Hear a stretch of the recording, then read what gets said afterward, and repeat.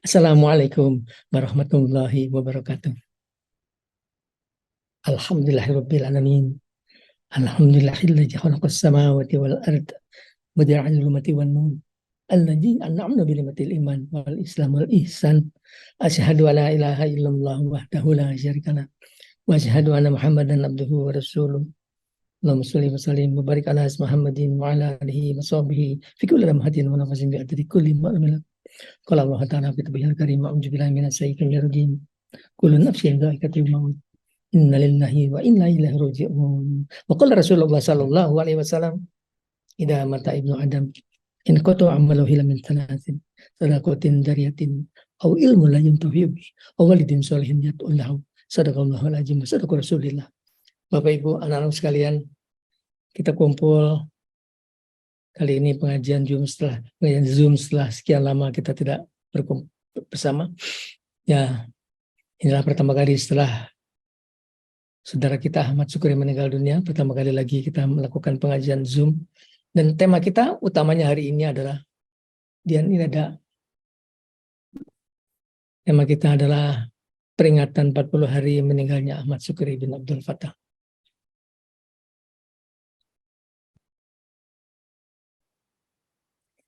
Jadi pertama yang kita bahas adalah, apakah acara seperti ini dibenarkan secara Islam? Oh, tentu saja benar. Yang bilang nggak betul itu kan saudara kita kaum Wahabi. Karena Wahabi itu menerjemahkan Islam secara sempit sekali. Nanti kita bahas di belakang aja. Belakangan setelah kita ngaji urusan Pak Syukri, kita ngaji soal urusan Wahabi. Jadi yang kita bahas adalah apa yang terjadi ketika pertama kali kita dicabut nyawa. Yang pertama kali datang adalah malaikat Israel. Dia datang, dan dia datang dengan cara berbeda-beda. Ke satu orang, dia salam. Assalamualaikum. Saya Israel, permisi mau cabut nyawa. Dia permisi mau cabut nyawa. Jangan takut. Dia tempat kamu bagus tuh, diperlihatkan surga. Tapi kalau ada yang lain lagi, boro-boro salam. Ditariknya pun dibubut, dipaksa dari kaki. Waktu meninggal tuh matanya melotot gitu. Ya. Dan begitu nyawa dicabut, kita akan melihat jenazah kita ditangisi oleh keluarga. Mereka menangisi jenazah. Setelah itu melihat jenazahnya dimandikan, dikafankan, disolatkan. Setelah itu dibawa ke kubur. Kalau roh yang soleh, dia ingin segera dikubur. Kuburkan saya segera, kuburkan segera.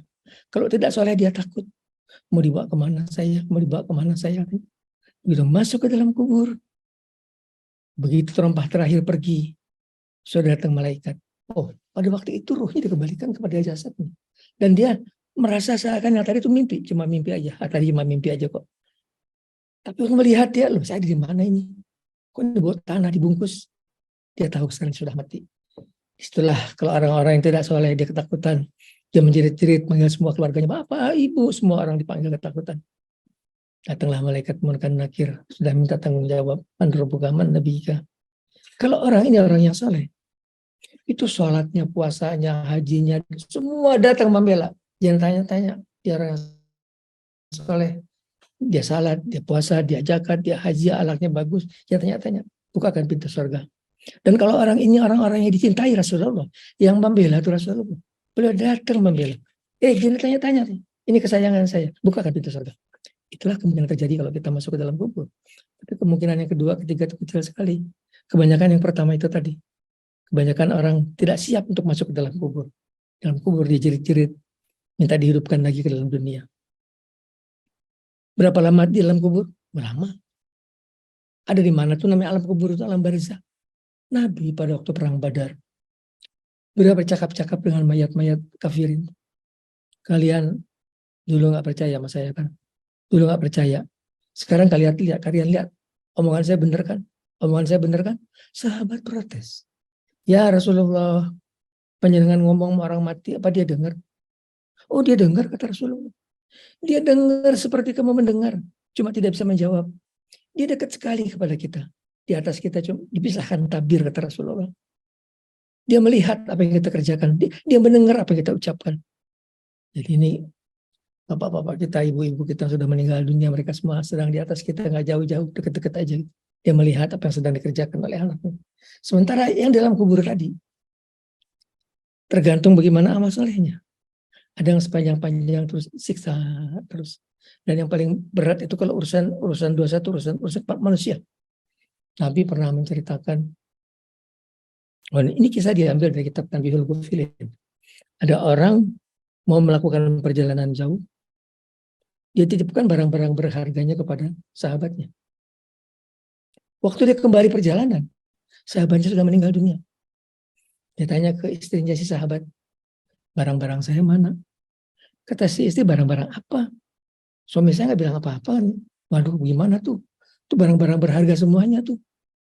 Akhirnya dia pun pergi ke seorang ulama ahli ma'rifah di Masjidil Haram. Dia cerita, ya kiai, ya ulama, ya syekh, gimana nih saya nitipin barang ke saudara saya, dia meninggal. Istrinya nggak tahu barangnya di mana. Kata si saya begini, saya ajarin kamu zikir ya, kamu zikir, kamu doa.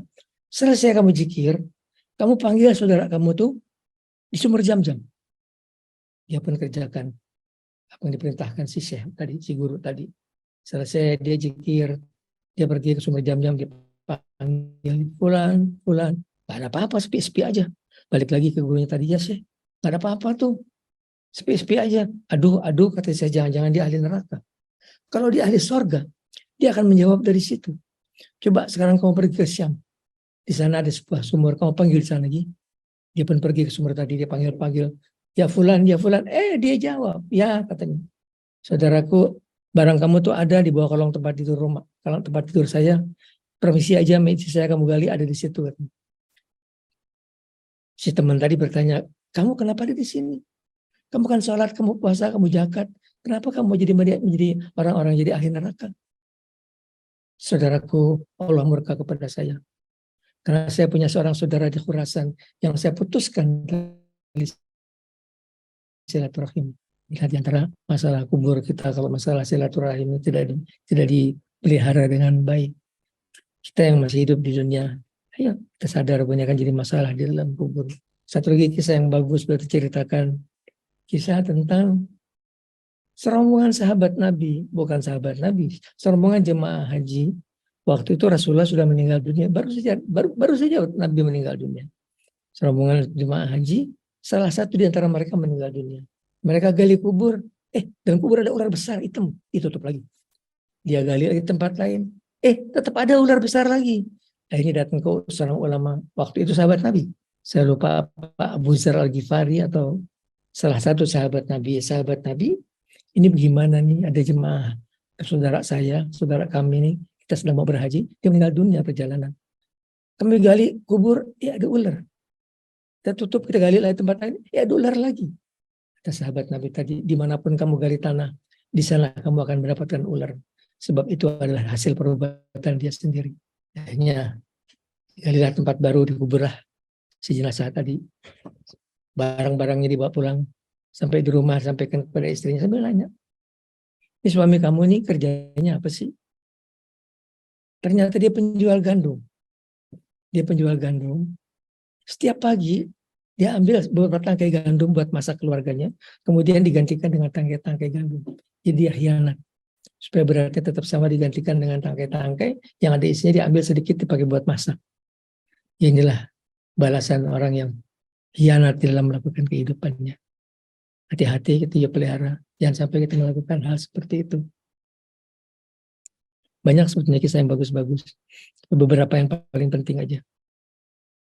Nabi bercerita tentang seorang pendeta yang sangat soleh sekali, namanya Zuraij. Zuraij ini Masya Allah soleh sekali. Kerjanya setiap hari ibadah dibiarainya. Kalau keluar rumah cuma menyantuni orang-orang sakit, menyantuni orang-orang yang memerlukan bantuan. Suatu hari, ibunya datang ke biaranya, diketok biara. Si Zuraij tidak menjawab karena dia sedang sholat. 2 kali panggil Zuraij, si Zuraij nggak ngejawab karena sedang sholat. 3 kali dipanggil nggak ngejawab, ibunya marah. Zuraij, mudah-mudahan kamu difitnah perempuan lacur, katanya. Tidak lama terjadilah perzinahan antara seorang gembala dengan perempuan nakal. Melahirkan bayi, dipanggil oleh raja.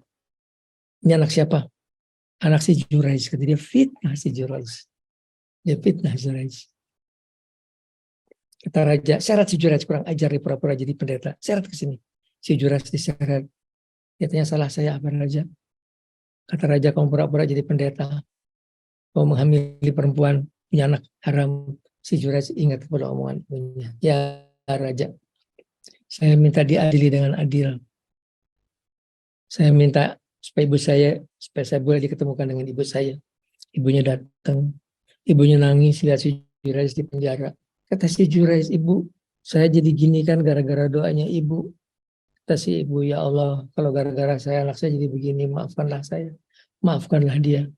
Besoknya hari pengadilan, di hadapan ke depan raja, si Jurayj dan si perempuan.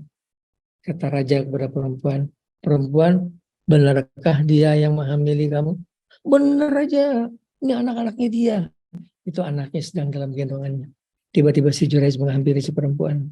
Dipegang kepala si bayi sambil ngomong, wahai bayi, dengan nama Allah Maha Pengasih Maha Penyayang, coba bilang siapa bapak kamu.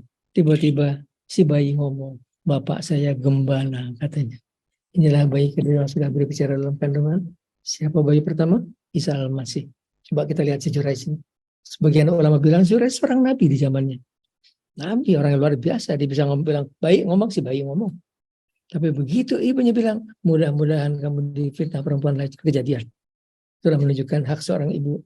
Kuat sekali. Kuat sekali pada anaknya. Hati-hati dalam hidup kita. Jangan sampai kita berbuat hal-hal yang membuat dia tidak ridho kepada kita. Nah, Bapak Ibu, anak-anak sekalian, itulah beberapa kisah yang akan mempengaruhi bagaimana kita di dalam kubur kita. Sekarang, apa yang kita kerjakan dalam persiapan kita masuk ke dalam kubur? Ya, jangan bawa dosa. Jangan bawa dosa. Siapapun orang mati bawa dosa, pasti disiksa dalam kuburnya. Pasti. Nah, sekarang apa yang masih memberikan manfaat buat orang sudah dalam kubur? Sudah dikubur, sudah mati? Apa yang masih akan memberikan manfaat buat dia? Dia udah nggak bisa lagi sholat, nggak bisa puasa, nggak bisa zakat. Kalau yang menjadi haknya dia, itu ada 3. Sedekatin zariyatin, au ilmu la yang tawbihi, au walidin sholihin yad'ulahu. Yakni adalah sedekah yang berjalan. Jadi kalau dia dalam waktu hidup dia ikut membuat masjid, entah cuma menyumbang bataknya aja atau nyumbang apapun bagian dari masjid tadi, selama masjid tadi masih dipakai, selama itu pahalanya mengalir terus. Jadi sangat bagus sekali kalau kita ikut nyumbang masjid, berapa aja mampu kita. Kalau mampu seluruh masjid bagus, nggak separuh masjid bagus, nggak separuh masjid ya berapa mampunya, itu pun sudah alhamdulillah. Bagian kamar mandinya aja atau bagian klosetnya aja alhamdulillah. Selama orang pakai itu masjid, selama itu juga pahalanya mengalir ke belakang. Jangan sudah kita mencari atau ilmunya yang bermanfaat. Jadi kalau dia ngajar, kemudian pengajaran diamalkan oleh muridnya, selama si murid mengamalkan pelajaran dia, selama itu dia pahala. Atau dia nulis buku, selama bukunya dibaca orang dipakai, selama itu dipakai, selama itu juga dia akan mendapatkan pahala, meskipun dia sudah mati di dalam kuburan. Yang ketiga adalah anak yang soleh yang mendoakan kedua orang tuanya. Ya, anak itu adalah harta karun kita. Harta karun kita tergantung bagaimana kita mendidik mereka. Kalau mereka hancur lebur, jangan salahkan siapa-siapa, salahkan diri sendiri. Gimana sih ngajar anaknya kayak gitu, ngajar lebur kayak gitu? Bagaimana sih Nabi mengajarkan untuk mendidik anak? Kata Nabi, ajarlah anak kamu dengan penuh kasih sayang. Kasih sayang itu artinya diajarkan dia bisa membedakan mana yang boleh, mana yang tidak boleh, mana yang benar, mana yang tidak benar, mana yang halal, mana yang haram. Dari kecil sudah diajarkan seperti itu. Yang kedua kata Nabi, ajarlah mereka dengan adil. Jangan dibeda-bedakan. Itu anak-anak Adam sering bunuh itu karena merasa dibedakan. Yang ketiga kata Nabi, ajarkan ilmu dunia dan ilmu akhir.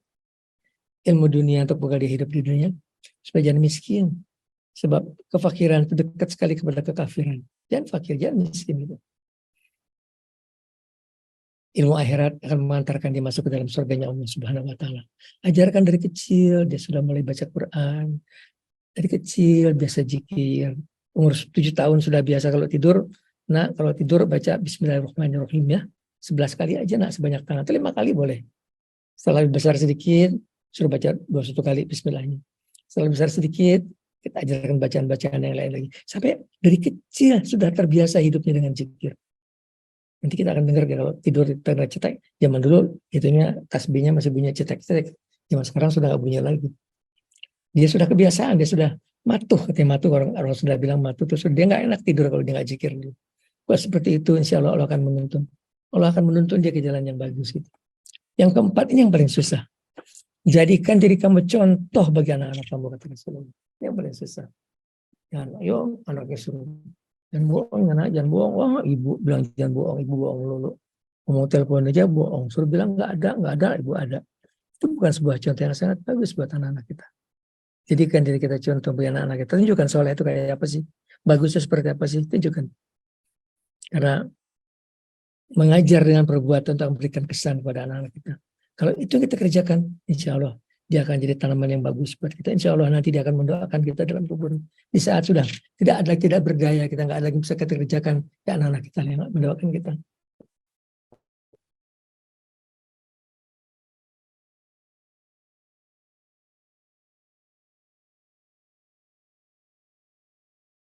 Selain tiga itu, apalagi yang bisa memberikan manfaat? Oh banyak. Tiga itu merupakan hak si mayit. Haknya si mayit tiga secara otomatis didapatkan hak tiga. Tapi tidak menafikan, tidak menutup kemungkinan dia mendapatkan dari jalan yang lain.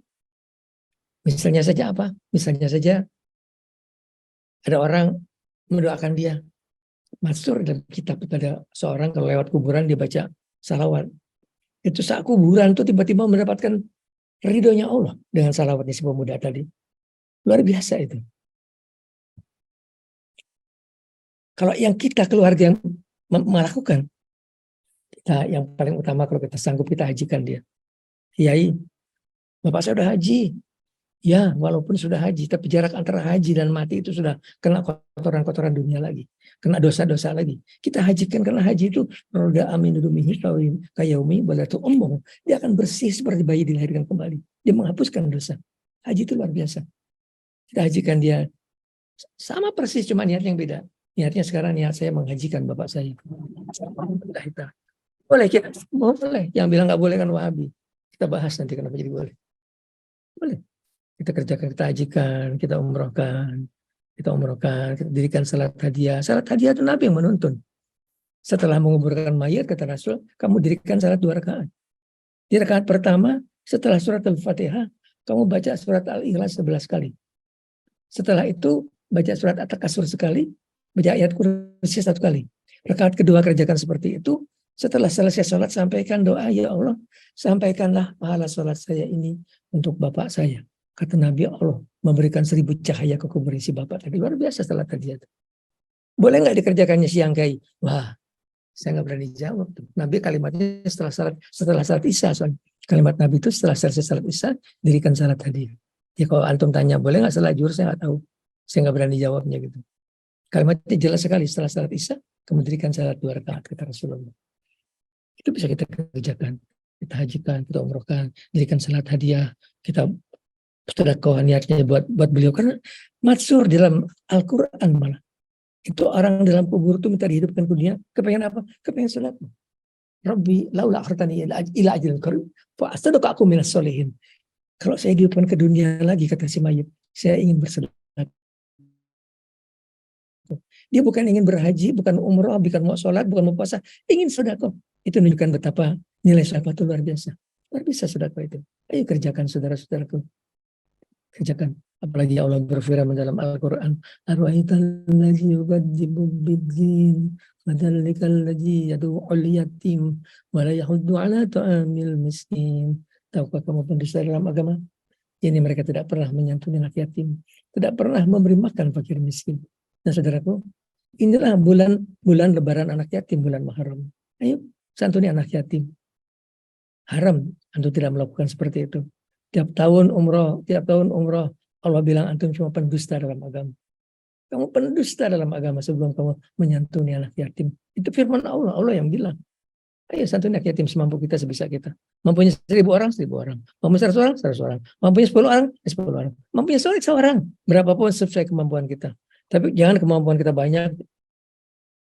Yang nyantuni anak yatim cuma 3 orang. Duh, padahal uangnya banyak sekali. Uang banyak sekali, kalau bisa 10.000 orang anak yatim. Anak yatim itu banyak banget seluruh Indonesia. Juta jumlahnya. Kalau kita bilang saya sudah nyantunin anak yatim 1000, it's nothing jumlahnya.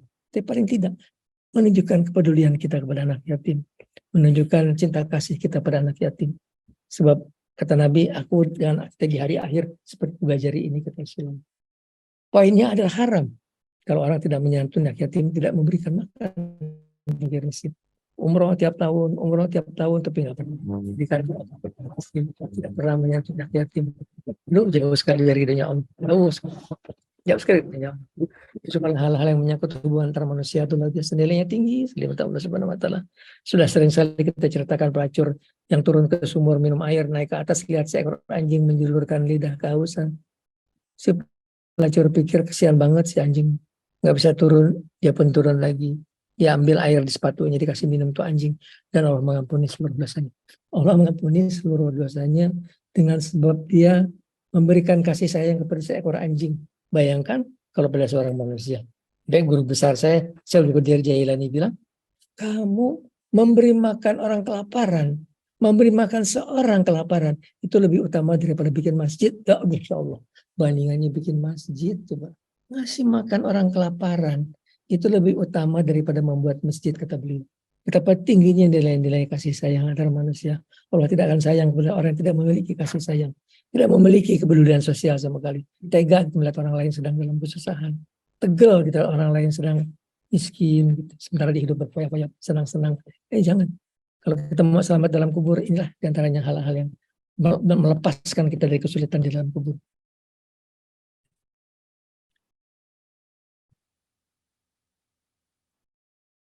Nabi sedang di Arafah, sedang karena dia berhaji sama sekali aja.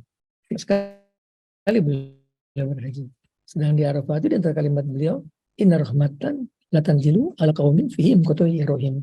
Sesungguhnya rahmat Allah tidak turun kepada orang yang terhadap sebuah kaum di mana terdapat orang memutuskan tali silaturahim. Jadi kalau di sini kita ada orang memutuskan tali silaturahim, itu rahmat Allah terhalang turun. Ada 1000 orang sedang berkumpul, sedang zikir. Ada orang memutuskan silaturahim, itu rahmat Allah terhalang turun ke 1000 orang tadi. Itu dosa besar, memutuskan tali silaturahim. Jadi kita ingat baik-baik dan value-nya tinggi sekali. Kata Nabi, ada orang umurnya tinggal 3 hari. Dia sambung silaturahim, Allah perpanjang dengan 3 tahun. Tinggi sekali. Yo Kiai, saya mau silaturahim, saya mau nyambung hubungan keluarga dengan saudara saya. Dia nggak mau Kiai. Saya teleponnya dibanting. Saya datang, penjanya ditutup. Ya sudah, kalau seperti itu, yang penting hati kamu damai. Kamu doakan dia, itu akan kamu tidak memutuskan silaturahim. Doakan dia mudah-mudahan bukan pintu hidayah, supaya dia sadar bahwa itu adalah hal yang keliru. Mudah-mudahan Allah menembutkan hatinya. Kalau hati keras tuh kayak gitu, kalau hati itu sudah diliput setan tuh udah susah sekali. Kita sudah bahas, apalagi yang berikan manfaat buat dalam kuburnya, ya saya apapun kebaikan yang kita kerjakan, kita niatkan pahalanya buat ayah kita, ibu kita, saudara dalam kubur, itu akan sampai. Itu akan memberikan manfaat buat dia, senang sekali. Jadi kalau kita punya saudara, punya orang tua dalam kubur, sudah masuk ke dalam kubur tadi, kalau bisa haji-hajikan, kalau nggak umrohkan, kalau nggak dirikan salat hadiah, paling kurang setiap malam tuh kerjakan baca Fatihah sekali, baca Al-Ikhlas 11 kali. Itu juga luar biasa. Al-Ikhlas itu surat yang sangat luar biasa. Dibaca sekali harganya sepertiga Al-Quran. Berarti baca 3 kali sudah seakan-akan membaca 1 Quran. Kalau dibaca 10 kali, Allah membuat istana di dalam surga. Rasanya kalau itu istana kita banyak, Nabi kata Rasulullah. Apalagi kalau kita mau bacakan 100 kali. Buat bapak kita, buat ibu kita. Dan itu menunjukkan bakti kita pada orang tua kita. Masih hidup kita berusaha menyenangkan hatinya. Meninggal dunia kita doakan beliau, kita kirimin beliau Fatihah, kirimin. Itu Allah sayang kepada kita. Karena kita orang yang berbakti kepada orang tua kita. Ayo kerjakan seperti itu. Jadi kembali kepada saudara kita Ahmad Sukri, beliau itu datang gabung ke perusahaan saya itu tahun 2006 atau 2007. Ini 2007, 16 tahun yang lalu. Umurnya masih 32, 33 gitu. Cuma saya lihat di resume pendidikannya, SMA-nya lulusan Gontor, S1-nya lulusan Al-Azhar Kairo, kemudian S2-nya dari IAIN Jakarta. Punya pendidikan yang bagus. Tinggal saya poles sedikit untuk bisa menangani jamaah. Alhamdulillah. Belakang hari sekarang sudah menjadi general manajernya Alhamdulillah. Dan sejujurnya kita tidak menyangka dia akan meninggal begitu muda. Orang tanya Kiai, kan Kiai selalu doa minta diberikan umur yang panjang. sampai 90 tahun. Itulah yang saya minta. Kalau saya lagi doa, rasakan seakan-akan sedang kita yang meminta kepada Allah. Jangan amin, amin, pikir aja mikirin, udah lapar nih, belum makan tadi. Sudah seperti itu, kita nggak ngikutin doanya. Cuman amin-aminnya aja, doanya nggak diikutin. Ikutin doa tadi seakan-akan kita yang sedang berdoa. Saya yang membacakan, tapi seakan-akan semua ikut berdoa. Kok saya minta umur, seakan-akan kita minta umur pada Allah Subhanahu Wa Taala. Jangan lalai gitu. Yang cuman amin-amin aja, amin-amin pikirannya dia kemana-mana gitu. Tapi ya selebih dari itu sudah begitulah. Allah sayang kepada dia. Dia sudah berhaji bersama saya mungkin 15-16 kali. Dan semua jemaahnya senang kepada beliau tuh. Orangnya baik, halus. Kadang-kadang saya suka tegur gitu. Syukri, halus itu tidak berarti lemah. Halus itu harus kuat itu. Kuat tidak berarti kasar. Cuma seringkali kalau kuat konotasinya kepada kasar.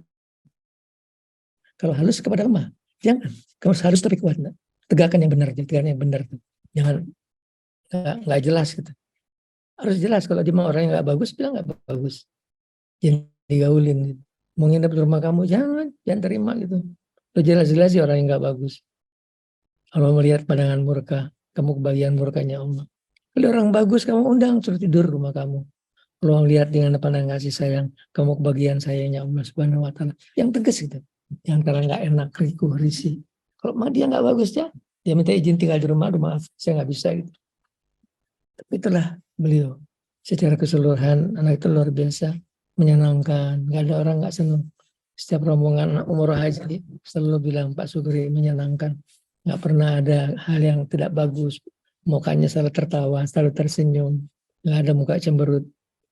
Sekarang Allah mengambil dia. Mudah-mudahan tempatnya bagus. Insya Allah Ta'ala. Tetap kita akan doakan. Tahun yang kemarin saya yang hajikan. Bukan dengan maksud ujub saya ceritakan. Saya cuma pengen semua ditiru gitu. Sekarang saya minta anak-anak saya yang lain, ayo Haris, tahun depan kamu, tahun depan gantikan, semua pernah mengajikan. Itulah tanda persahabatan kita, tanda kasih sayang kita kepada dia. Nggak dihajikan, umrohkan, nggak doakan. Insya Allah di akhirat kita akan kumpul sama-sama lagi. Tapi kita mau kumpul di tempat yang bagus, kita nggak mau kumpul di tempat yang jelek. Kita mau kumpul di belakangnya Rasulullah. Kita akan pegang ujung jubahnya, ikut ya Nabi. Kemana aja panjenengan mau pergi, saya ikut ya Allah. Semua orang punya kesempatan seperti itu. Semua orang punya kesempatan dapatkan syafaatnya Nabi, sama-sama di akhirat. Bahkan satu, cinta kepada Nabi, cinta kepada Rasulullah. Dan cinta itu dengan bukti. Buktinya adalah salawat buat Nabi. Ketiga adalah akhlak. Ketiga jangan dong Nabi. Ini ada orang umroh nggak ke Madinah tuh bagaimana sih? Alasannya lucu lagi. Karena makamnya di dalam masjid katanya. Urusannya apa makam di dalam masjid? Oh nanti saya sedang nyembah Nabi. Ya Allah, itulah orang tauhidnya tipis sekali. Kalau tauhid kita kuat, yang ada di hati kita Allah Subhanahu Wa Taala. Kita mau di depan kita got, di depan kita WC, di depan kita kuburan, gak ada urusannya tuh. Yang kita sembah Allah Subhanahu Wa Taala. Bukan pohon beringin di depan kita, tidak. Fa'ina wa tuwalu fasama wasahullah, kemanapun menghadap wajahnya Allah Subhanahu Wa Taala. Ini orang-orang ngomong kayak tadi itu, karena makamnya di dalam masjid, itu orang-orang nyembah Ka'bah. Mereka menyembah Ka'bah bukan menyembah Allah Subhanahu Wa Taala. Makanya kalau doa suruh ngadep ke Ka'bah, ya ngadep Ka'bah. Kalau ada saya itu, emangnya Allahnya ada di mana tuh? Allahnya di dalam Ka'bah. Kamu belum dengar firman Allah, fa'in amatuwal wasama wasullah. Ya arif. Ya udah jangan gangguin saya. Lah ngadep doa kamu ngadep ke Nabi. Haram kita doa minta kepada Nabi itu haram. Tidak ada tempat meminta ilah kepada Allah Subhanahu Wa Taala. Kalau ke Nabi kita doa ngadep ke Nabi, kita berharap doa kita diaminkan. Bisa kayak bisa, sangat bisa. Kalau beliau sayang kepada itu beliau aminkan, amin. Saya tidak berdusta. Kalau saya sedang jarak ke Wali Songo, sedang jarak ke Sunan Gunung Jati misalnya, apa yang kita kerjakan di sana? Bukannya menyembah kuburan, la ilaha illallah Muhammadur Rasulullah. Kita malah zikir, tahlil, tahmid, takbir, kita bilang ya Allah, sampaikan pahala bacaan saya ini untuk membahas Sunan Gunung Jati. Pertanyaannya, adakah manfaatnya buat simbah? Nggak ada manfaatnya, beliau wali Allah. Nggak ada artinya tuh hadiah dari kita. Tapi wallahi beliau senang. Sama seperti antum kaya raya. Datang anak antum bawa martabak satu, antum senang sekali. Terima kasih nak, terima kasih. Antum bisa beli 1000 martabak, 1.000.000 martabak antum bisa beli. Tapi antum senang diberikan 1 martabak. Karena bukan harga martabaknya, tapi nilai-nilai kasih sayang itu dihargai. Itu simbah pun sama. Kita bacakan Fatihah, Qul, kita takbir, tahmid, tahlil, kita bilang sampaikan pahala bacaan saya, ya Allah, mudah mbah dan gunung jati. Itu wallahi saya tidak berdusta. Kalau sedang berdoa, Allahumma inna nas'alukal afiyata fid dunya wal akhirah, ya Allah. Saya memohon kepada Engkau afiah di dunia di akhirat. Saya dengar tuh, amin katanya. Saya dengar amin, ya amin. Amin. Itu menggoda saya. Setiap tahun saya pengen jarah ke Wali Songo. Cuma pengen diaminkan. Begitupun kalau kita ngadep ke Rasulullah. Setinggi-tinggi jarak ke Rasulullah. Itulah nilai jarak paling tinggi adalah ke Rasulullah. Kita doa di sana ngadep ke beliau. Bukan minta kepada beliau, kita minta kepada Allah Ta'ala. Cuma berharap, ayo dong Nabi aminkan doa kita. Kalau beliau bilang amin, apa aja yang kita minta dijawab. Allah tidak akan menolak aminnya Rasulullah. Tidak akan gitu. Nah, orang kalau datang ke Madinah aja nggak mau, bagaimana mungkin dapat syafaat Rasulullah? Padahal Allah sudah berfirman, ati Allah wa ati Rasul. Taatlah kepada Allah, taatlah kepada Rasul. Belum dihitung taat kepada Allah sebelum kamu taat kepada Rasul. Belum dihitung cinta kepada Allah sebelum kamu cinta kepada Rasul. Nah, cinta itu kan dengan bukti. Cinta itu kan bukan cuma di mulut, ya taruh di jidat. Cinta adanya di hati kita. Di hati kita kalau kita sebut namanya kita bergetar hati kita. Kita kangen sekali, kita pengen dekat beliau. Kita pengen, saya selalu ingin ada di Madinah. Cuman kepengen ada dekat beliau, cuman buat bilang assalamualaikum ya Rasulullah. Dan saya yakin beliau menjawab salam saya. Demi Allah. Kalau saya bilang demi Allah, saya tidak berdusta. Saya pernah ketemu Nabi tidak di dalam mimpi. Inilah kalau kita bicara soal Wahabi, dia modalnya cuma Quran dan hadis. Salah lagi nafsirkan hadisnya. Dia bilang yang semua yang dikerjakan Nabi itu bid'ah. Semua bid'ah sesat. Salah, sudah jelas salahnya. Sahabat Nabi, ribuan sahabat Nabi mengerjakan perbuatan bid'ah. Apa? Salat tarawih berjamaah. Mereka kerjakan. Itu bid'ah. Sambil Umar ngomong, inilah bid'ah. Umar, inilah bid'ah. Itulah pertanda. Tidak semua bid'ah itu salah. Yang salah itu adalah kalau menabrak akidah Islamiyah. Kalau salah itu tidak sesuai dengan diajarkan Nabi. Harusnya adalah yang tidak boleh dikerjakan adalah tidak sesuai dengan apa yang diajarkan Nabi. Kalau masih sesuai diajarkan Nabi, apapun bisa kita kerjakan. Nabi memerintahkan kita berdoa. Itu artinya kita bisa berdoa kapanpun, dimanapun, doa apapun. Sebelum salat subuh kita berdoa, boleh-boleh aja. Ini ada orang Wahabi bilang, itu tidak sunnah. Sunnah di mata dia itu cuma kalau Nabi ngerjakan. Salah antum. Tanya dong Nabi langsung. Kalau nggak yakin, ke Rasulullah. Bisa. Antum aja nggak bisa. Bagaimana mungkin bisa? Antum nggak cinta kepada Nabi. Cinta dong kepada Nabi. Cinta kepada Nabi, antum tanya, beliau akan jawab. Begitu juga masalah-masalah agama. Tanya kepada Allah Subhanahu Wa Taala. Inilah pelajaran yang ada cuma di dalam pelajaran tarekat. Katanya salahnya Wahabi apa? Dia nggak punya tarekat. Tarekat itu apa? Tarekat itu adalah pelajaran diajarkan Nabi kepada beberapa sahabat utama. Abu Bakar, Umar, Utsman, Ali. Apa yang diajarkan? Supaya orang naik derajatnya menjadi para wali Allah. Kenapa tidak diajarkan secara terbuka? Karena ilmu ini diajar harus melalui bimbingan seorang mursyid. Kenapa melalui bimbingan mursyid? Karena Allah itu maha gaib. Pada titik kita harus mendekat kepada Allah, kita masuk ke alam gaib. Di sana kita akan ketemu dengan dunia jin. Tanpa bimbingan seorang mursyid, nyaris dia nggak bisa bedakan yang mana yang jin, yang mana malaikat. Dan si jinnya kerjanya cuma nipu aja. Datang saya lah Nabi Khidir, saya lah Syaikhul Qadir Jailani. Nanti dia memecah belah. Dia menyebarkan fitnah, dia menyebarkan memutuskan silaturahim. Dan dia tanpa bimbingan seorang mursyid, dia pasti tertipu. Pasti tertipu.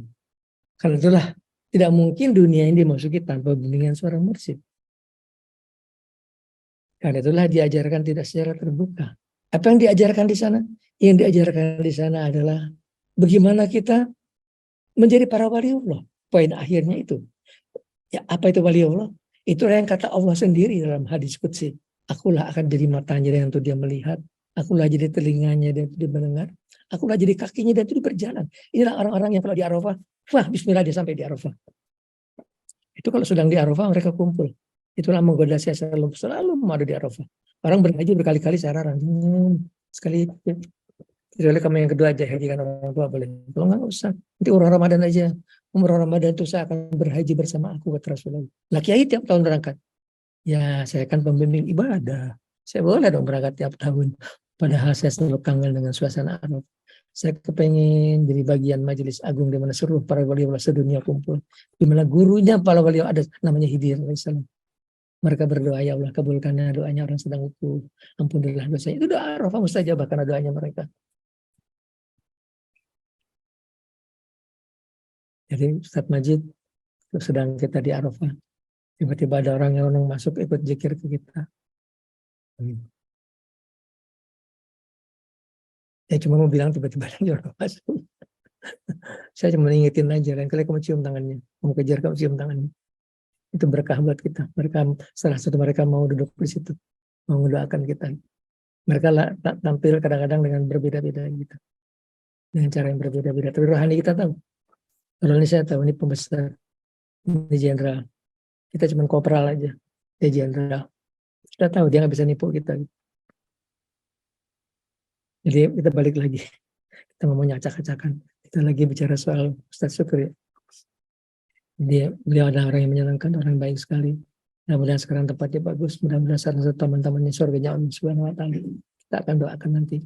Sementara kita tadi, apa yang kita kerjakan kalau Bapak kita sudah meninggal dunia, kerjakan setiap kebaikan apapun dengan sampaikan pahalanya buat beliau. Sampaikan pahala saya ini untuk Bapak saya Allah.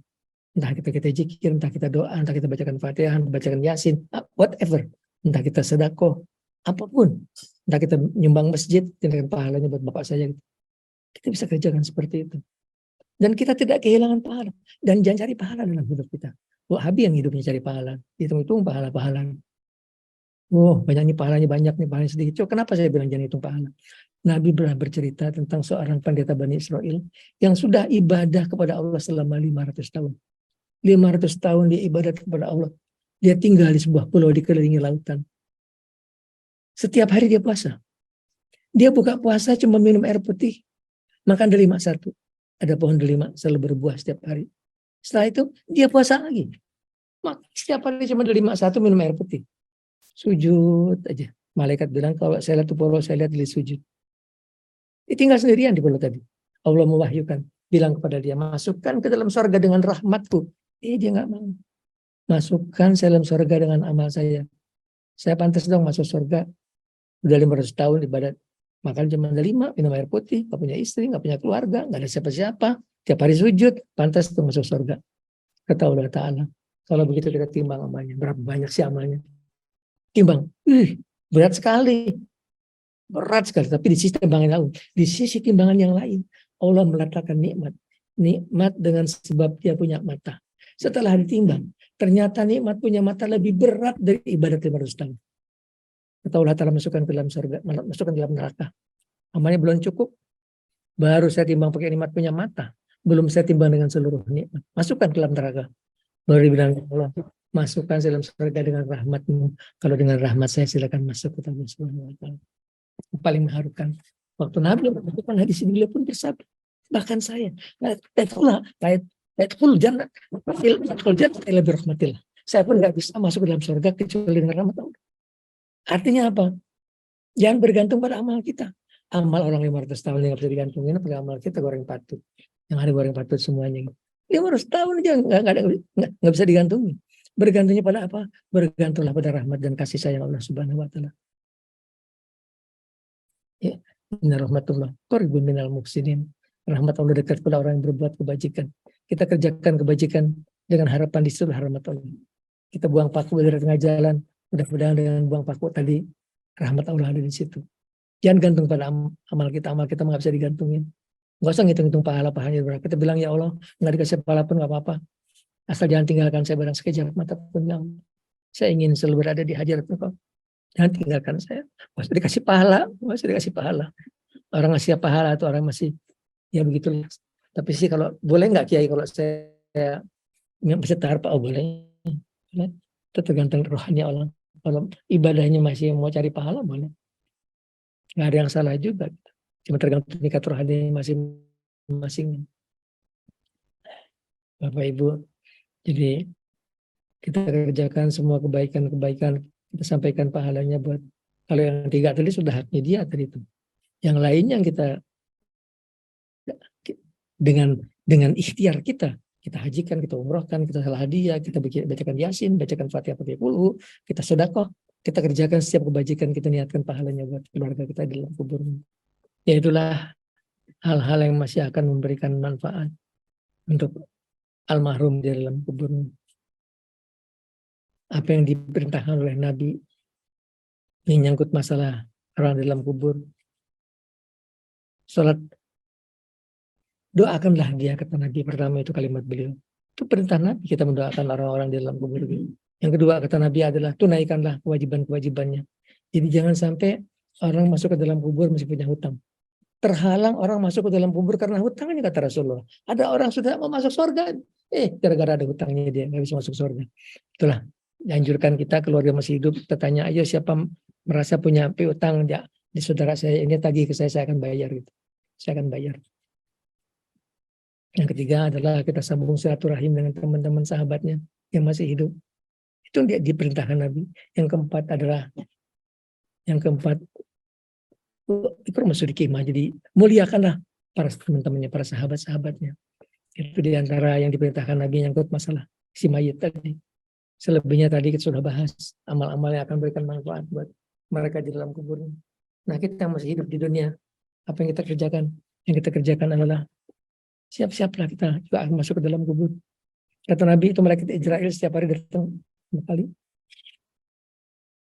5 kali setiap hari datang. Dia lihatnya orang sudah waktu dicabut atau belum itu. Jadi siap-siaplah kita akan menghadapi kematian. Itu sebuah hadis yang sangat, kalau saya ingat hadis itu saya terus. Nabi bercerita tentang orang waktu meninggal dunia diiringkan 70.000 malaikat. 70.000 malaikat mengiringkan dia masuk ke dalam kubur. Begitu masuk ke dalam kubur, dia dipalu dari pala api. Cileger, palunya dipenuhi api. Dia tanya, kenapa saya dipalu? Tadi saya diiringkan malaikat 70.000. Kata malaikat, kamu harusnya dipalu 100 kali. Tapi kamu selalu berdoa dalam salat kamu, Allahumma inni a'udzubika min adzabil qabri. Inilah adalah 4 kalimat yang diajarkan Nabi, yang kalau kita salat jangan ditinggal. Allahumma inni a'udzubika min adzabil qabri, min adzabil jahannam, wa min fitnatil mahya wal mamat, wa min syarri fitnatil masiihid dajjal. Terlindung kita dari 4 masalah tadi. Selalu kita minta Allah jauhkan dari kubur. Jadi orang tadi, kata malaikat, kamu harusnya 100 kali. Dikorting 99, tinggal 1 aja. Tapi yang 1 ini kenapa? Karena kamu pernah melintasi sebuah tempat, kamu lihat orang sedang dianiaya, dan kamu diam aja. Ya Allah, saya nangis kepada hadis ini. Kita melihat orang dianiaya, kita diam, dipalu dari palu api. Apa kabar yang kita berbuat aniayanya itu? Jadi tidak mudah untuk bisa lolos dari azab kubur, tidak mudah. Kebanyakan orang sekarang dalam kubur sedang menjerit-jerit. Seluruh makhluk Allah mendengar jeritan tadi kecuali jin manusia. Setelah Nabi pernah masuk ke dalam kebun korma, tiba-tiba onta beliau kaget naik kakinya ke atas. Kata Nabi, apakah ada kuburan di sini? Kata sahabat, iya Nabi, itu ada 2 di situ. Oh, kata Nabi, dua-duanya sedang disiksa. Yang satu disiksa karena kalau pis dia nggak cebok, hati-hati itu masalah tohara. Yang kedua disiksa karena mulutnya jahat, suka nyakitin hati orang. Hati-hati dengan kejahatan mulut kita. Jadi itu onta kaget karena jeritan orang sendiri disiksa tadi. Itulah kalau kita melihat orang ini dalam kubur ini selamat apa enggak. Sebagian ulama bilang, kau bawa aja ayam jago gitu, taruh tutupin pakai kurungannya, tinggalin. Kalau dia jingkrak-jingkrak ketakutannya sedang bisa dalam kuburnya. Tapi kalau 2 hari saya udah biasa dengar jeritan, udah biasa lagi tuh ayam udah nggak jingkrak-jingkrak lagi, udah biasa didengar orang menjerit-jerit. Kita jangan sampai masuk kubur kemudian kita menjerit-jerit, hidupan saya ke dunia lagi ya Allah. Padahal masuk ke dalam kubur itu yang pasti. Saudara kita Sukri 49 tahun cuma umur, 50 pun nggak nyampe. Siapa bilang orang berkepala 4 nggak akan meninggal dunia? Tapi sakit lagi. Tidak ada gejala-gejala menunjukkan selama ini dia sakit, dia sehat terus. Sekali aja tiba-tiba dia dapat serangan stroke. Waktu dia perlihat ternyata ada penyakit bawaan, jadi itunya aortanya tuh ada yang bagian yang tipis. Bagian yang tipis itu pecah. Pecah itu yang kemudian menimbulkan stroke. Nah sekarang terakhir pecah tapi bukan tempat yang sama, di tempat yang lain lagi. Ya kalau secara hakikat ya itulah kehendak Tuhan, itulah kehendak Allah. Allah sudah menuliskan. Kita lahir ke dunia brojol, sudah tertulis. Umurnya berapa, jodohnya siapa. Semua apa yang terjadi dalam kehidupan itu sudah tertulis. Tidak ada yang bisa merubah tulisan dari kecuali doa. Berdoalah kata Nabi. Ayo kita berdoa. Walau jangan pernah berhenti berdoa. Kapan di antara doa yang harus teratur kita kerjakan? Di dalam salat. Yang paling bagus dalam sujud salat. Akrabu meyakul abu nirbihi bahwa sajidun, sedekat-dekat hamba kepada Allah waktu dia sujud, kata Nabi. Aksiru fi sujudi minad doa. Perbanyaklah dalam sujud kamu berdoa, kata Rasulullah.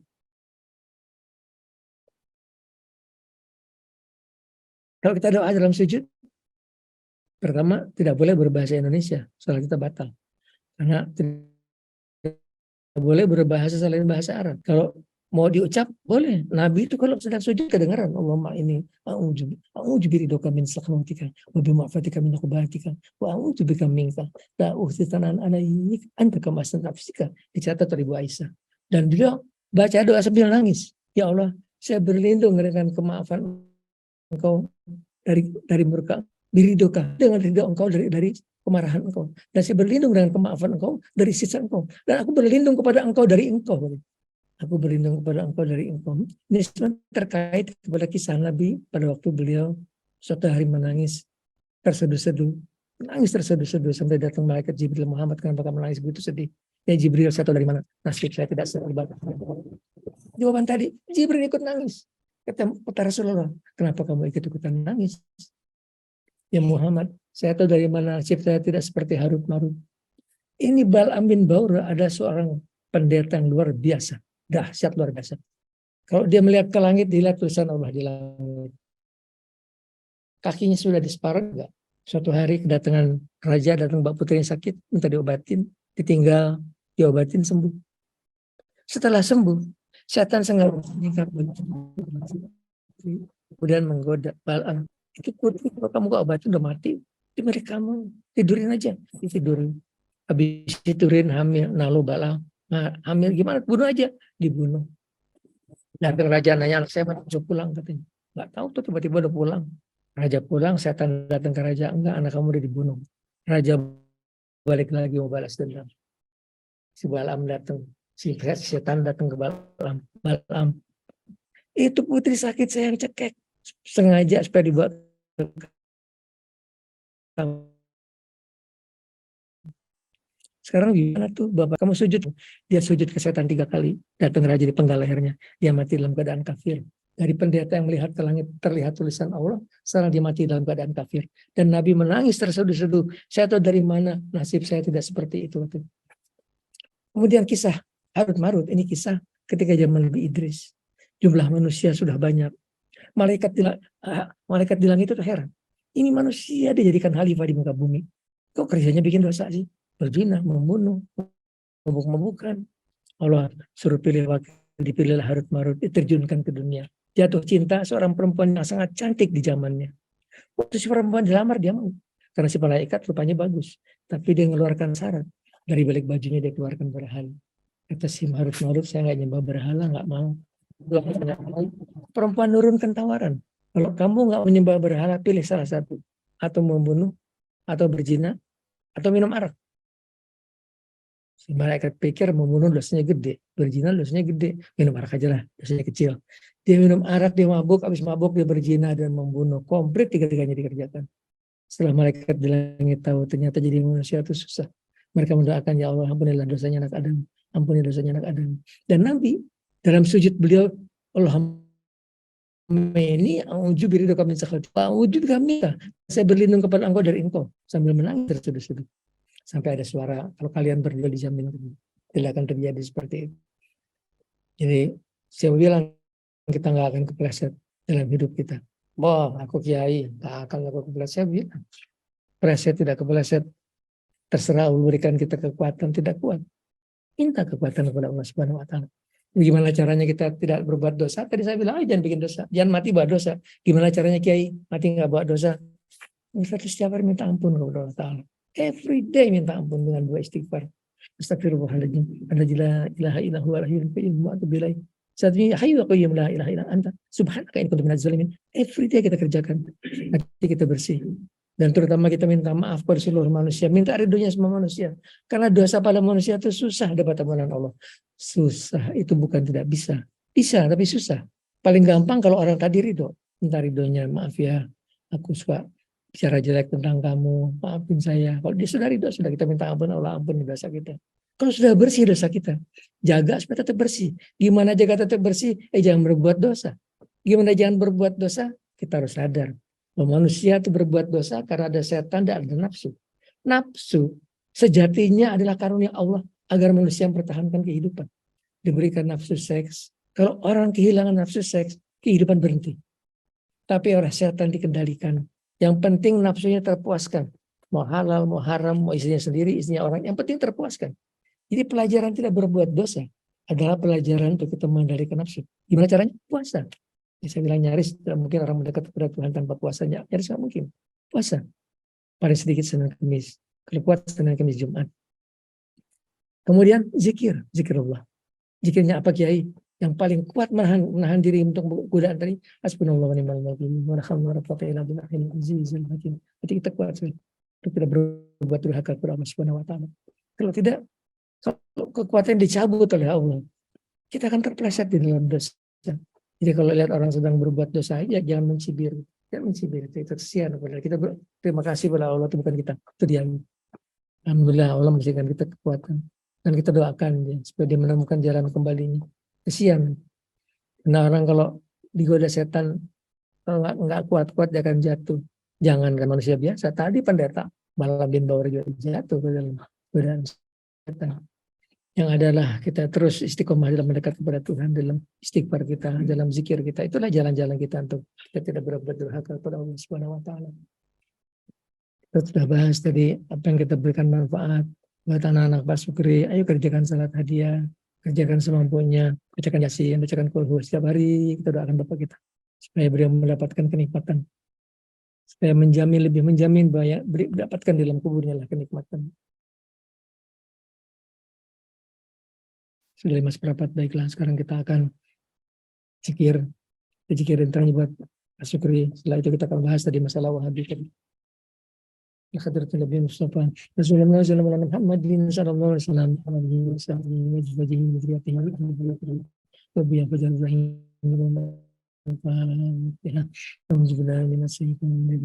Bismillahirrahmanirrahim. Alhamdulillahirabbil alamin.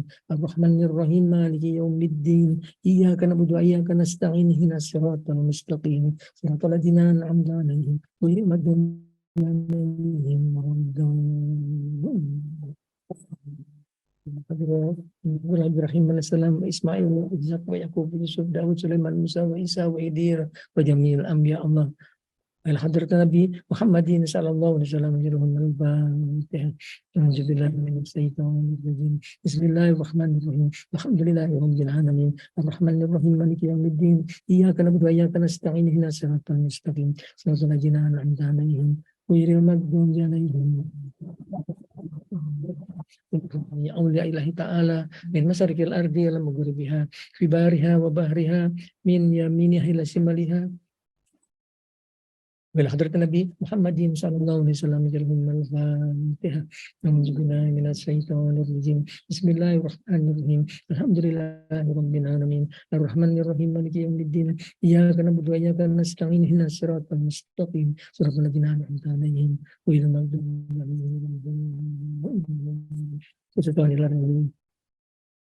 Ahmad Sukri bin Abdul Fattah bin Haji Abdul Fattah. Al-Fatihah. Bismillahirrahmanirrahim. Alhamdulillahirabbil alamin. Arrahmanirrahim. Maliki yaumiddin. Iyyaka na'budu wa iyyaka nasta'in. Ihdinas siratal mustaqim. Siratal ladzina an'amta 'alaihim ghairil maghdubi 'alaihim waladdallin. Bismillahirrahmanirrahim. Qul huwallahu ahad. Allahus samad. Lam yalid wa lam yulad wa lam yakul lahu kufuwan ahad. Bismillahirrahmanirrahim. Qul huwallahu ahad. Allahus samad. Lam yalid wa lam yulad wa lam yakul lahu kufuwan ahad. Bismillahirrahmanirrahim. Qul huwallahu ahad. Allahus samad. Lam yalid wa lam yulad wa lam yakul lahu kufuwan ahad. Bismillahirrahmanirrahim. Qul huwallahu ahad. Allahus samad. Lam yalid wa lam yulad wa lam yakul lahu kufuwan ahad. Bismillahirrahmanirrahim. Qul huwallahu ahad. Allahus samad. Lam yalid wa lam yulad wa lam yakul lahu kufuwan ahad. Bismillahirrahmanirrahim. Qul huwallahu ahad. Allahus samad. ولم يولد ولم يكن له كفوا أحد. بسم الله الرحمن الرحيم. قل هو الله أحد الله الصمد لم يلد ولم يولد ولم يكن له كفوا أحد. بسم الله الرحمن الرحيم. قل هو الله أحد الله الصمد لم يلد ولم يولد ولم يكن له كفوا أحد. بسم الله الرحمن الرحيم. قل هو الله أحد الله الصمد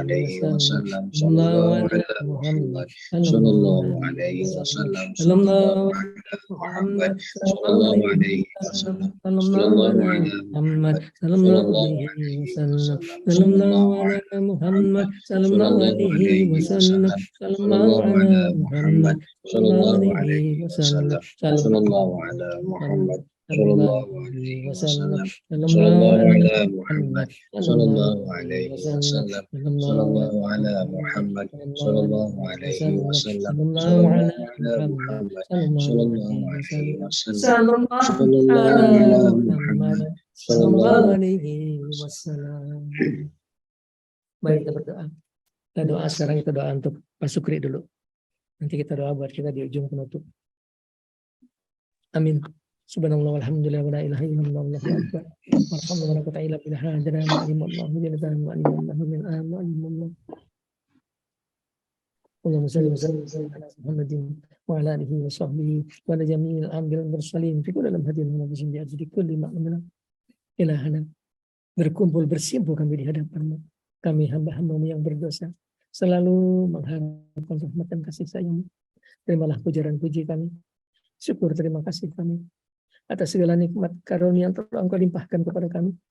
Nikmat iman, nikmat Islam, nikmat sehat, nikmat umur, dan nikmat lain begitu banyak tidak sanggup kami hitung satu persatu. Terima kasih ya Allah. Nuhun ya Allah. Alhamdulillah. Laka syukur kullu. Laka hamdu kullu. Laka al-khalqu kullu. Biyadikal khairu kullu. Wa ilaika yarji'ul amru kullu. Sampaikanlah pahala bacaan kami, tasbih kami, tahmid kami, tahlil kami, takbir kami, istighfar kami, salawat Nabi, doa kami. Sampaikanlah pahalanya untuk saudara kami Ahmad Sukri bin Abdul Fattah Ilahana. Mohon kami kehadirat-Mu. Maafkan segala kesalahannya. Ampuni segala dosa-dosa saudara kami Ahmad Sukri, ya Allah. Ya Allah. Dengan sebab pahala bacaan kami, ampuni dosanya. Lapangkan kuburnya ya Allah. Ya Allah. Mudahkan segala urusannya. Mudahkan segala urusan kuburnya.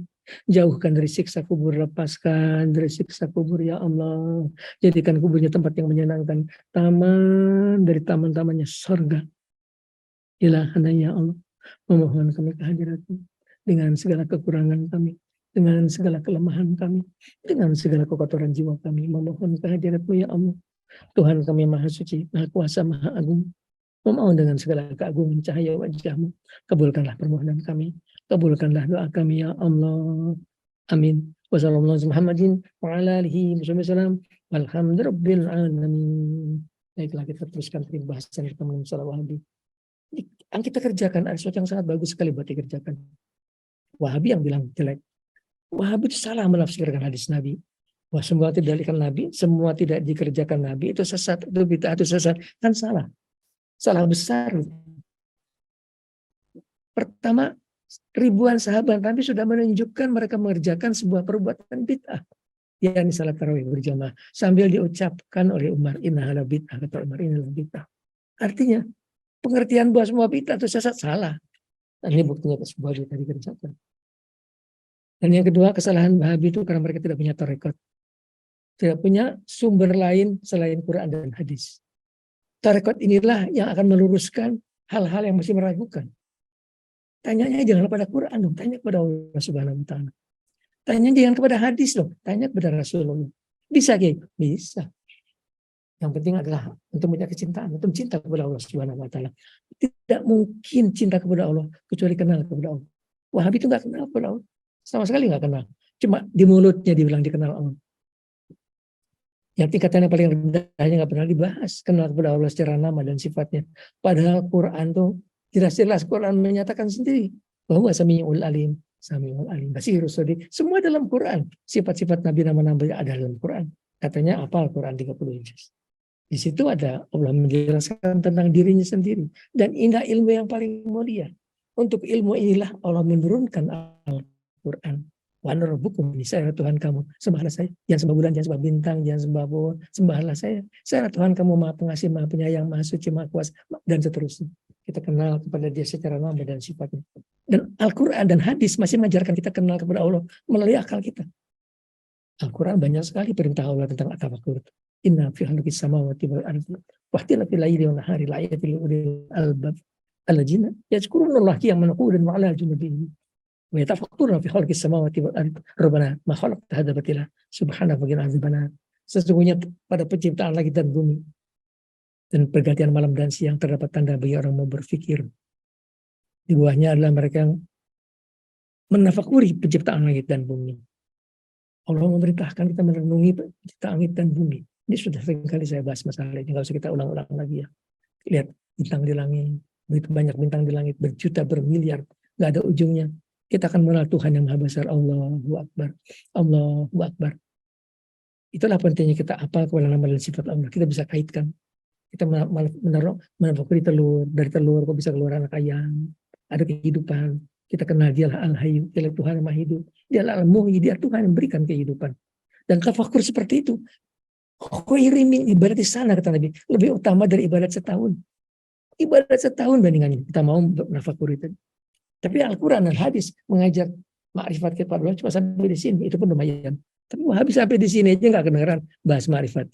Ngomongnya makrifatnya Allah ada di aras katanya. Jauh banget ada di aras. Dan puncak makrifat yang diajarkan Nabi para sahabatlah, mengenal Tuhan dengan hati kita, dengan mata yang ada dalam hati kita. Cinta itu kan pakai hati, bukan pakai dengkul. Tempatnya cinta itu di hati, kita cinta kepada Allah Subhanahu wa Ta'ala. Dan kita akan cinta kepada Allah kalau kita kenal kepada Allah. Kita kenal Dia yang Maha Agung, melalui tafakur. Dan yang paling penting adalah bukakan pintu hati kita, bukakan mata hati kita. Ini sekarang mata hati ini kotor-kotor, belepetan dosa, belepetan penyakit hati. Ya bersihkan, bersihkan dengan gimana? Minta ampun kepada Allah. Dengan minta ampun hati itu mulai bersih, bersih dari dosa. Sekarang bersihkan penyakit hati. Jangan takabur. Apa sih yang mau disombongin? Allah paling benci itu sifat takabur. Sampai ada hadis Nabi, la yadkhulul jannata man kana fi qalbihi misqala dzarratin minal kibr. Tidak bisa masuk surga orang seatom dia sombong. Seatom kesombongan dalam dirinya nggak bisa masuk surga. Gimana kok sombongnya minta ampun? Sombong karena dia kaya, sombong karena dia berkuasa, sombong karena dia cakep, dia pintar, dia. Kalau sudah seperti ini jauh sekali kita untuk mendekat kepada Allah. Kalau ini sudah dibuang, sombong dibuang, perlahan pasti kita mulai merasakan kehadiran Allah di hati kita dan merasa dekat kepada Allah. Setelah bersih dari dosa, bersihkan dari penyakit hati, mata hati kita sudah mulai melihat. Potensial bisa melihat, itu pun belum melihat. Karena melihatnya masih salah. Kalau mau melihat, kalau kita mau lihat gelas saya harus begini ya, berkelihatan gelas saja. Kalau ngatanya gini nggak kelihatan tuh gelas. Begitupun kalau kita mau melihat kepada Allah Subhanahu wa Ta'ala, kita harus fokus kepada Allah. Tidak ada yang kita pikirkan, tidak ada dalam hati kita, dalam jiwa kita, ada cuma Allah Subhanahu wa Ta'ala. Kalau kita bisa fokus pada Allah Subhanahu wa Ta'ala, itulah mulai perlahan pasti kita akan punya jalan tol kepada Allah Subhanahu wa Ta'ala. Bukan bertanya melalui hadis, bukan cari-cari kitab hadis menurut hadis, enggak. Tanya sama Allah Subhanahu wa Ta'ala, dia akan menjawab itu. Kalau hati kita bisa bersih dari dosa, bersih penyakit hati, bersih dari penyakit hati, kita isi dengan hati yang betul, dengan hati yang penuh kasih sayang kepada sama manusia. Karena Allah tidak menganggap orang menjadi kesayangan sebelum dia menyayangi sama hamba Allah. Isilah dengan hal yang benar, jadikan diri kita memberikan manfaat buat orang lain, dengan harta kita, dengan tenaga kita, dengan ilmu kita. Itulah jalan-jalan kita untuk disayang oleh Allah. Di saat itulah kita mulai merasakan simbol-simbol kedekatan kepada Allah Subhanahu wa Ta'ala. Setelah kita bisa sujud sambil menangis, kita merasakan Allah begitu dekat kepada kita. Kita menghibah-hibah, ya Allah, jangan tinggalkan barang sekejap mata pun. Dan itulah kita sudah mulai punya jalan tol. Kita mulai punya tempat kita bertanya langsung kepada Allah Subhanahu wa Ta'ala. Ini yang tidak punya di Wahabi. Wahabi nggak punya ini. Yang Allah akan menjawab melalui ilham. Kalau Nabi dapatnya wahyu, kalau kita dapatnya cuma ilham, itu pun benar. Ilham yang benar selalu benar. Jangan mimpi yang benar itu 1/46 kenabian kata Rasulullah. Kadang kita mendapat jawabannya melalui mimpi. Dan mimpi yang benar itu 1/46 kenabian kata Rasulullah. Asal tidurnya jangan sembari junub, sembari ngehayal-hayal yang jelek-jelek. Tidur paling sedikit baca auzubillahi minasyaitonirrajim, bismillahirrahmanirrahim. Segitu sudah alhamdulillah. Kalau bisa baca Fatihah, qul huwallahu bagus banget. Segitu tadi sebelum alhamdulillah. Kita niat tidur, niat ibadah. Apa niat ibadah? Lillahi ta'ala. Niat saya tidur lillahi ta'ala, niat saya ibadah kepada Engkau ya Allah. Itu orang kalau mati seperti itu. Mati lagi tidur syuhada. Kan dia mati di dalam nama Allah. Waktu tidur dia bilang saya tidur dengan nama Allah. Niat ibadah. Mati syuhada dia masuk surga dia. Tapi setan akan membuat kita lupa. Setan membuat kita lupa. Cuma sekedar baca ta'awuz dan basmalah, setan membuat kita lupa. Nah, kalau masih kuat bacakan Fatihah selesai, Qul selesai, Falaq selesai, Anas selesai. Lewat muluk menurut saya. Kalau muluk buat saya berharap antum mengerjakan semuanya seperti itu. Nah, baca ucap basmalah alhamdulillah. Lihat kemudian ta'ala baca tawas basmalah. Kalau tidur kita dijaga oleh malaikat. Jadi keliru oleh betul Wahabi. Wahabi itu yang paling parah dari mereka itu takfiri. Mereka mengkafirkan semua orang kecuali dirinya sendiri. Cuma mereka yang benar yang lain kafir semuanya. Kalau melihat Wahabi, lihat itu ISIS itu Wahabi. Lihat itu Taliban itu Wahabi. Jangankan orang asing, jangankan orang agama lain, orang Islam dia bunuh. Tangan-tangannya kotor. Sudah terbukti tahun 1920-30 mereka bunuhin orang-orang ahli sunnah wal jamaah di Mekah, di Madinah. Sudah terbukti tangan kotornya itu. Kok sekarang di sini enggak, Kiai? Ya sekarang masih minoritas. Sekarang masih minoritas. Coba dia jadi mayoritas. Yang terjadi adalah seperti itu. Jangan berikan kesempatan mereka berkembang. Jangan tertipu oleh kalimat dia. Wah itu bid'ah, sesat, masuk neraka. Bid'ah itu kalau kita melanggar apa yang diajarkan Nabi itu bid'ah, itu sesat. Kalau tidak melanggar apa yang diajarkan Nabi, Nabi nyuruh kita berdoa, doa mah di mana aja, oke. Di kamar, di mana aja kita berdoa, oke. Nabi tidak mengerjakan, iya nggak apa-apa.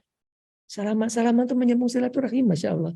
Kita selesai sholat ke salam orang kiri kanan, menyambung silaturahim. Itu sesuai dengan ajaran Nabi tadi, menyambung tali silaturahim. Itu sesuatu yang sangat luar biasa, nilainya tinggi sekali. Kata Wahabi itu sesat, karena Nabi tidak mengerjakan salaman seperti itu. Kan keliru menafsirkan kalimat tadi. Tapi diantaranya karena tidak punya tarekat. Kalau punya tarekat tidak akan seperti itu. Allah akan menuntun dia, membimbing dia menuju jalan yang benar. Tidak akan salah dalam pemahaman. Tapi sudahlah, nggak ada habisnya kita ngomongin Wahabi. Saya cuma bilang bahwa yang kita kerjakan sekarang sesuatu yang bagus sekali. Bagus sekali buat dikerjakan. Ya, kalau zikir mudah mah kapan aja, di mana aja. Yang tidak boleh itu, kalau kita berdoa kita ganggu orang lain. Itu nggak boleh. Kita doa di masjid keras-keras suaranya sampai ganggu orang lain. Haram itu. Haram, nggak boleh. Nggak boleh. Kalau tidak mengganggu orang lain, bagus-bagus saja kita kerjakan. Atau sekarang kita kerjakan peringatan seperti ini, memberatkan diri sendiri. Pakai bayar utang kemana-mana, haram sudah. Kan nggak usah pakai makan-makan, nggak usah pakai harus pakai kenduri. Nggak ada kenduri. Jangan jadikan kematian sebagai pesta, kata Rasulullah. Nggak ada kenduri dalam kematian. Kita kumpul buat zikir, buat doa. Doa buat almarhum, doa buat diri kita sendiri. Karena kita pun akan mati. Kita mau mati dalam keadaan husnul khotimah. Kita mau mati dibukakan pintu surga.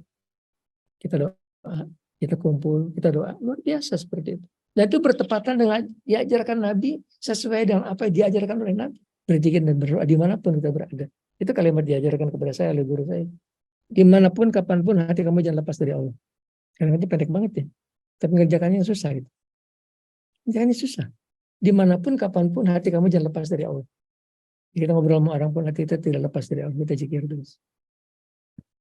Ini borok-borok kayak begitu. Orang lagi mau doa aja bang. Beda, sesat. Jadi begitulah saudara-saudaraku.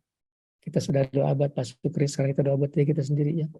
Doa, pentingnya kita doa kepada Allah Ta'ala. Karena nasib kita sudah tertulis. Berapa umur kita, kapan kita mau, apa yang terjadi di misalkan sudah tertulis semua, sudah kering tintanya. Yang adalah kita doa supaya Allah berikan kepada kita yang bagus-bagus. Aminnya ikutin ya, jangan asal amin pikirannya kemana-mana gitu. Aminnya sesuai dengan apa yang sedang saya ucapkan. Amin kan saya ucapkan. Amin. Subhanallah, alhamdulillah, wa la ilaha illallah, wallahu akbar. Wala haula wala quwwata illa billah. Allahumma salli wa sallim wa barik ala Muhammadin wa ala alihi wa sahbihi wal jami'il anbiya'i wal mursalin fi kulli lamhatin wa nafasin bi adri kulli ma'lumin ilahana ya Allah. Kembali berkumpul kami, bersimpul kami di hadapan-Mu. Kami hamba-hamba-Mu selalu mengharapkan rahmat dan kasih sayang-Mu. Terimalah puja dan puji kami.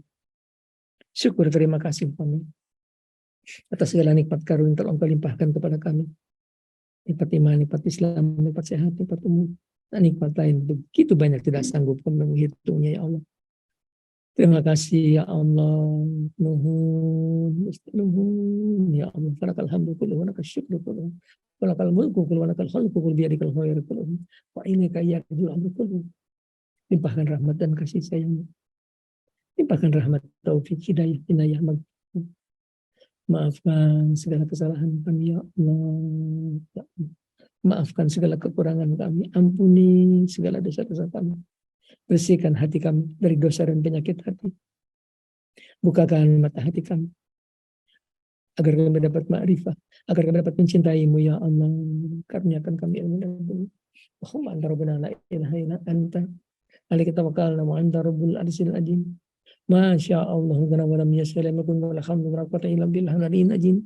Na'lamu anna Allah ala kulli syai'in qadir wa anna qad ahata bi kulli syai'in ilman.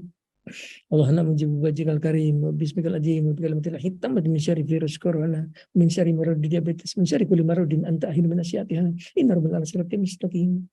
Allahumma mujibu wajhikal karim wa bismikal azim wa bikalimatil hitamati min syarri nafsi min syarri anfusina min syarri ghairi wa min syarri kulli syai'in marid min syarri kulli da'batin anta ahil min asyatiha inna rabbal alamin mustaqim. Ilahana ya Allah, memohon kami kehadirat-Mu ya Allah, ya Allah. Engkaulah Tuhan kami, berfirman di dalam kitab suci-Mu, ya makhlukhu mayyasya'u wa yusbitu 'indahumul kitab. Engkaulah tertulis dalam kitab-Mu di Lauhil Mahfuz. Kami harus meninggal dunia di bulan ini atau di tahun ini. Hapuskanlah tulisannya ya Allah. Engkaulah tertulis dalam kitab-Mu di Lauhil Mahfuz. Kami harus meninggal dunia di bulan ini atau di tahun ini. Hapuskanlah tulisannya ya Allah. Telah tertulis dalam kitab-Mu di Lauhil Mahfuz. Anak-anak kami, cucu-cucu kami, mantu-mantu kami harus meninggal dunia di bulan ini atau di tahun ini. Hapuskanlah tulisannya ya Allah. Telah tertulis dalam kitab-Mu di Lauhil Mahfuz. Anak-anak kami, cucu-cucu kami, mantu-mantu kami harus meninggal dunia di bulan ini atau di tahun ini. Hapuskanlah tulisannya ya Allah. Berikan kepada kami semuanya tambahan umur yang banyak sampai umur kami di atas 85, di atas 90 tahun di dalam sehat, di dalam taat kepadamu, dalam ridha-Mu. Berikan kepada kami semua tambahan umur yang banyak ya Allah, sampai umur kami di atas 90 tahun di dalam sehat, di dalam taat kepada dalam ridha-Mu ya Allah. Ilahana, memohon kami hadirat-Mu, jauhkan dari godaan setan, jauhkan setan dari kami. Sebagaimana jauhnya mereka dari rahmat Engkau, putuskan setan dari kami. Sebagaimana putusnya mereka dari rahmat Engkau, berikan kami kekuatan iman Islam ya Allah, kekuatan lahir, batin, jasmani, rohani. Berikan kami kekuatan agar dapat melaksanakan perintah-Mu. Berikan kami kekuatan agar dapat melaksanakan segala perintah-Mu. Berikan kami kekuatan agar dapat menjauhi larangan-Mu. Berikan kami kekuatan agar dapat menjauhi semua larangan-larangan-Mu. Berikan kami kekuatan agar dapat selalu bersyukur atas segala nikmat yang Kau limpahkan. Berikan kami kekuatan agar kami dapat bersabar setiap langkah hidup kami jalani. Walhamdulillah wa quwwata illa bika, walhamdulillah wa quwwata illa bika, walhamdulillah wa quwwata illa bika. Ilahana ya Allah, limpahkan kami rezeki yang luas, yang banyak, yang halal. Limpahkan kami rezeki yang banyak, yang halal untuk berkami ibadah ya Allah. Allahumma salli wa sallim wa barik ala Muhammadin ya adadian wa irsi wa Tuhan. Ya bajitul ajab syutur rizqi man yasha bi hisab. Ubsut alaina rizqan halalan. Ubsut alaina rizqan wasi'an halalan min kulli jihatin min hazain wa bika. Dikirim nanti makhlukin bimahdi pada karamika ya Rahman. Ilahana ya Allah, sembuhkan kami dari segala penyakit yang kami derita ya Allah. Anta syafi la syifa sifaan sakhaman ya Allah. Memohon kehadirat-Mu. Kabulkan segala hajat keinginan kami. Kabulkan segala hajat keinginan kami ya Allah. Memohon kehadirat-Mu. Jadikan kami dan seluruh keturunan kami, anak-anak, cucu-cucu, cicit-cicit, orang-orang yang saleh-saleh, orang-orang yang takwa kepadamu, orang-orang yang berhaji, jauhkan dari ajab sengsara dunia akhirat. Jadikan dari orang-orang berbahagia dunia akhirat. Memohon kehadirat-Mu ya Allah. Dengan segala kekurangan kami, dengan segala kelemahan kami, dengan segala dosa dan maksiat di hati kami. Memohon kehadirat-Mu ya Allah, Tuhan kami yang maha suci, Tuhan kami yang maha kuasa, Tuhan kami yang maha agung. Memohon dengan segala keagungan cahaya wajah-Mu, dengan segala kemuliaan, ketinggian, kekuasaan diri-Mu. Kabulkanlah permohonan kami, kabulkanlah permohonan kami, kabulkanlah doa kami ya Allah. Bikrahmati Abuya Fajar Ibrahim, bikrahmatihi Abuya Fajar Ibrahim, bikrahmatihi Abuya Iming Bunyamin, bikrahmatihi Abuya Syabu Qadir Jailani, bimu'jati Abu Hidir alaihissalam, bimu'jati Abu Hidir alaihissalam, bisafaati Rasulullah sallallahu alaihi Muhammadin sallallahu alaihi wasallam, birahmatika ya arhamar rahimin, birahmatika ya arhamar rahimin, birahmatika ya arhamar rahimin, birahmatika azizul hakim, birahmatika aliyyul azim, birahmatika ya qawiyyul matin, برحمتك غفور رحيم برحمتك سلام المؤمن برحمتك محمد العزيز برحمتك يا مصبر الحكيم برحمتك يا سميع العليم برحمتك يا بصير الصديق برحمتك علام الغيوب برحمتك رزيق الرزاق برحمتك خليق البريء برحمتك يا لم يلد ولم يولد ولم يكن له كفوا احد برحمتك يا قضي الحاجات برحمتك مجيب الأموات وصلى الله على محمد وعلى آله وصحبه وسلم وعلى نفسه ويرتاز بكلمتهم سبحان ربك رب العزة عما يصفون وسلام على المرسلين والحمد لله رب العالمين حضرة النبي محمد صلى الله عليه وسلم أبو يعقوب الرحيم أحمد شكري الفاتحة أعوذ بالله من الشيطان الرجيم بسم الله الرحمن الرحيم الحمد لله رب العالمين الرحمن الرحيم مالك يوم الدين إياك نعبد وإياك نستعين اهدنا الصراط المستقيم صراط الذين أنعمت عليهم غير المغضوب عليهم ولا الضالين يا نبي سلام عليك يا رسول سلام عليك يا حبيب سلام عليك صلوات الله عليك الله يا نبي سلام عليك يا رسول سلام عليك يا حبيب سلام عليك صلوات الله عليك صلى الله على محمد صلى الله عليه وسلم صلى الله على محمد صلى الله عليه وسلم. Demikianlah. Assalamualaikum warahmatullahi wabarakatuh.